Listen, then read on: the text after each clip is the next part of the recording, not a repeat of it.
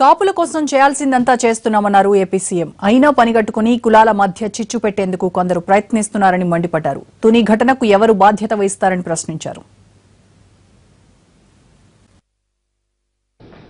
ఒక్కొక్కరు ఒకరు మీటింగ్లు పెట్టారు. ఏమో వీళ్ళు ఉద్ధరించినట్టు, ఏదో సర్వీస్ చేసినట్టు, ఇంకా ఏదో చేయబోయినట్టు. ఇప్పుడు నేను ఏదో పని చేస్తా అంటే ఒక ఆయన వస్తాడు. ఇప్పుడు ఉదాహరణకు ఉంది, కాపుది ఉంది. ఏంటంటే కాపుది, నేను కమిషన్ ఇస్తాను, కమిషన్ రిపోర్ట్ ఇవ్వాలి కదా.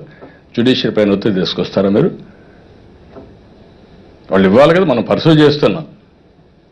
కాబట్టి నేను రోడ్డు మీదకి వస్తా. రోడ్డు మీదకి వస్తే ఎట్లండి? ఇప్పటికే ట్రైన్స్ అన్ని కాలిపోయినాయి. అంటే మీ ఇష్ట ప్రకారం మీరు చేస్తారు, ఇంకొక ఆయన రోడ్డు మీదకి వస్తారు, ఆయన చేస్తాడు, ఇంకొక ఆయన వస్తారు రోడ్డు మీదకి, ఆయన చేస్తాడు.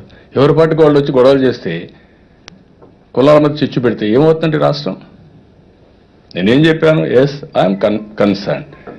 పేదరికం ఎక్కడున్నా నిర్మూలించడానికి నేను ఎన్నికల మేనిఫెస్టో చెప్పినట్టండి పూర్తి చేయడానికి సిద్ధంగా ఉన్నా, ముందుకు పోతున్నాం.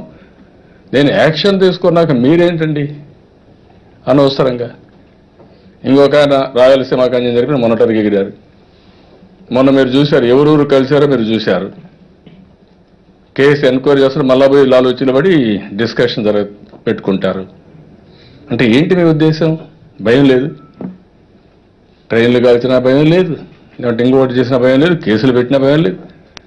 అంటే ఎక్కడే పోతున్నారు మీరు? ఎవరు రెస్పాన్సిబుల్? ఎవడో ఒకటి ఆ ట్రైన్ కాలిపోయిన మాట వస్తాం కదా, హూ ఈజ్ రెస్పాన్సిబుల్ నా?